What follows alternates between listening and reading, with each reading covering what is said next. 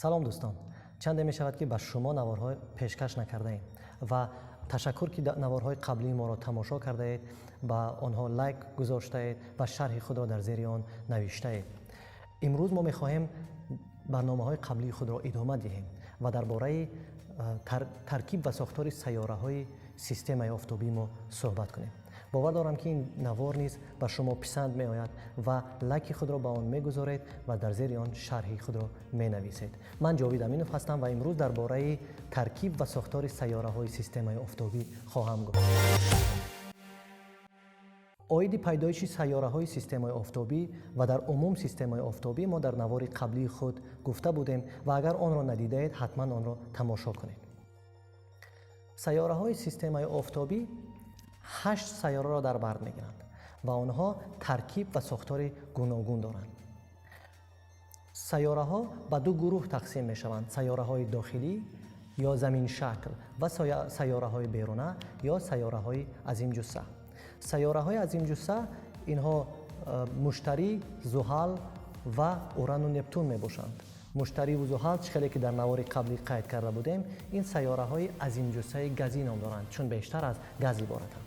сайёраҳои уран ва нептун азимҷуссаҳои яхӣ, чун дар таркиби худ ях низ доранд, вале ин ях албатта ба маънои яхе ки мо дар рӯи замин дорем нест. ва чаро ин тавр аст, ман каме баъд гуфта мегузарам. таркиби сайёраҳои системаи офтобӣ вобаста аз ҷойгиршавии он, мавқеи онҳо нисбат ба офтоб, яъне дурии онҳо аз офтоб вобастагӣ дорад.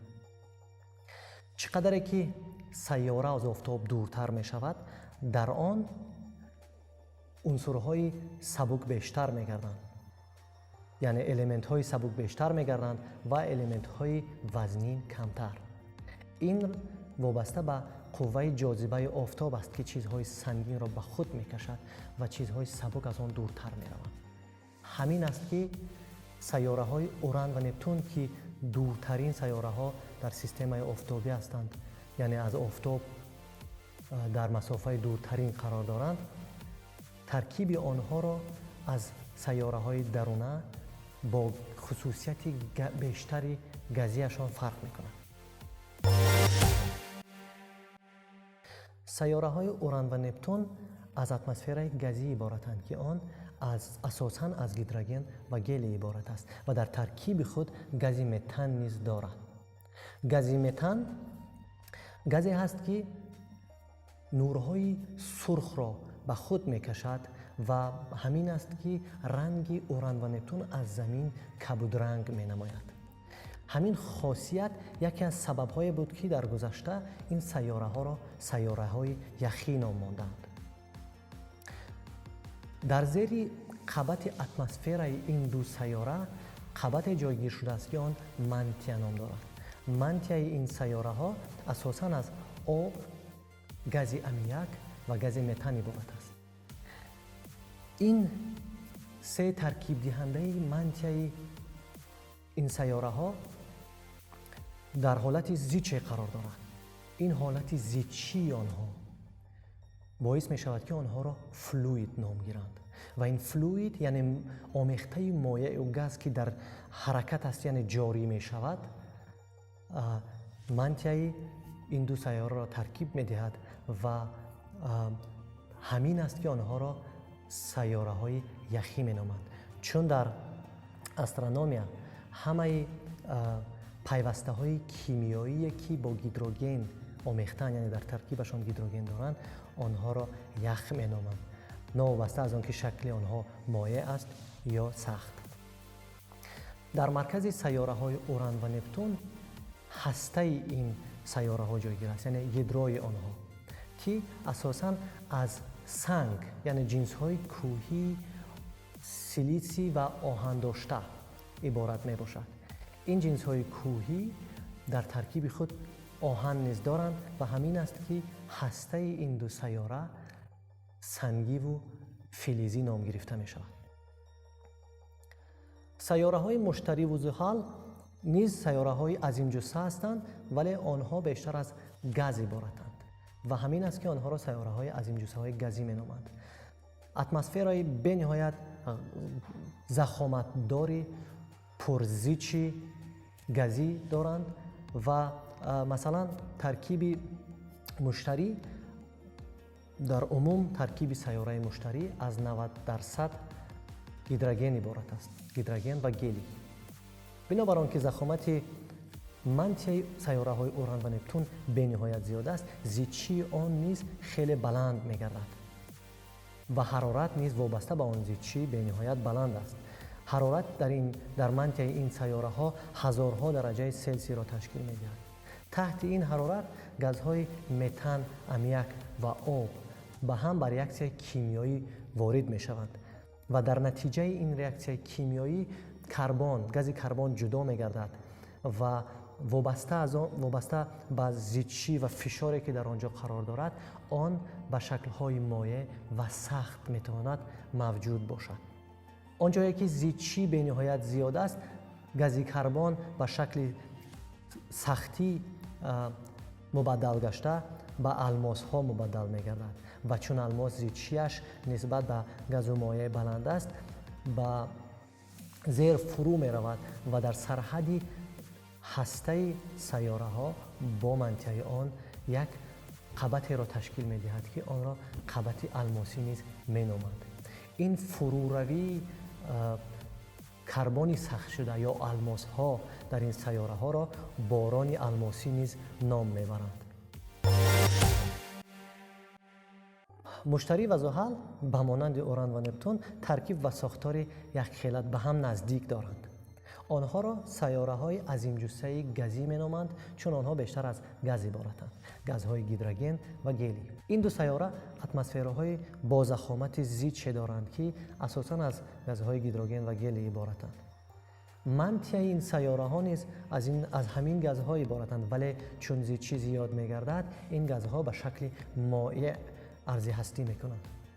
در مرکز این دو سیاره هسته این سیاره ها موجود است که آن اساساً از جنس های کوهی یا سنگ ها و فلزها عبارت است. سیاره های درونی سیستم آفتابی را چطور قید کردم؟ سیاره های زمین شکل نیز می نامند چون آنها از روی ترکیب و ساختار به زمین ما مانندند. سیاره عطارد نزدیکترین سیاره به آفتاب از اتمسفر به نهایت تنک عبارت است.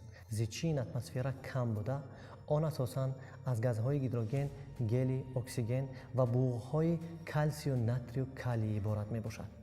در زیر اتمسفر قبط سنگی آن یعنی قشر سیاره عطارد که اساساً از سنگ‌های سنگین که بازالت نام گرفتند عبارت می باشد. در زیر آن منطقه سیاره قرار دارد که آن نیز از جنس‌های کوهی یا سنگ‌ها که بیشتر از سیلیسی و آهن عبارتند تشکیل یافته است. در مرکز سیاره عطارد نیز هسته آن موجود است که از آهن مایع شده عبارت است. سیاره زهره نیز با سیاره عطارد مانند است و اتمسفر زهره در قیاس با اتمسفر عطارد زیچی بلند دارد و آن از گازهای دی اکسید کربن و آزاد عبارت است. گاز آزاد در اتمسفر زهره در قیاس با اتمسفر زمین مثلا در ترکیب کم موجود است. آن تقریباً 3% اتمسفر زهره را تشکیل می‌دهد و از این می‌باید که اتمسفر زهره اساساً از گاز دی اکسید کربن عبارت است. در زیر آن سیاره زهره قشر خود را نیز دارد که از جنس‌های کوهی بازالتی عبارت است. در زیر آن منطقه زهره جای گرفته است که آن نیز سنگی میباشد و از جنس‌های کوهی زیچی‌اشان بیشتر ولی خاصیت پلاستیکی داشته تشکیل شده است. هسته زهره در قیاس با هسته عطارد از دو قسم عبارت است. در مرکز هسته قسمتی سختی آن جایگیر است که از آهن و نیکل عبارت است و در شکل سخت جایگیر است. هسته بیرونی زهره در شکل مایع قرار داشته، آن نیز از آهن و نیکل عبارت است. سیاره مریخ به مانند دیگر سیاره‌های درونی سیستم آفتابی از اتمسفر قشر آن منطقه و هسته‌اش عبارت است. اتمسفر مریخ اساساً از دیوکسید کربن، آزوت، گاز ارگون و به مقدار خیلی کم گاز اکسیژن تشکیل یافته است. قشر سیاره مارس به مانند قشر زمین سنگی بوده ضخامت 100 کیلومتر را دارست و در زیر آن منطقه این سیاره جایگیر است که به مانند سیاره زمین از پیوسته های سیلیسی و آهن و آلومینی و اکسیژن عبارت می باشد که در شکل سخت یعنی جنسی کوهی عبارتند.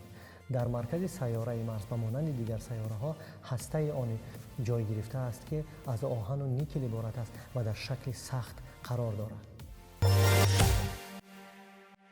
و اکنون می آییم سر سیاره زمین که خانه ما و شما است. سیاره سیومین سیستم آفتابی و پرآموخترین سیاره های این سیستم است.